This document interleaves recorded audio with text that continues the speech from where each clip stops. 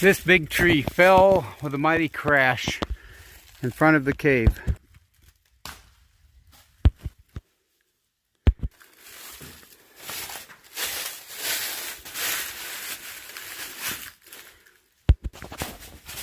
Here's the cave. Sawmill Hollow Cave,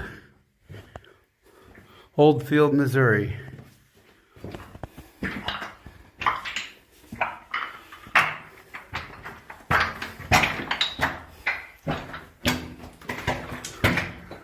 Opens up.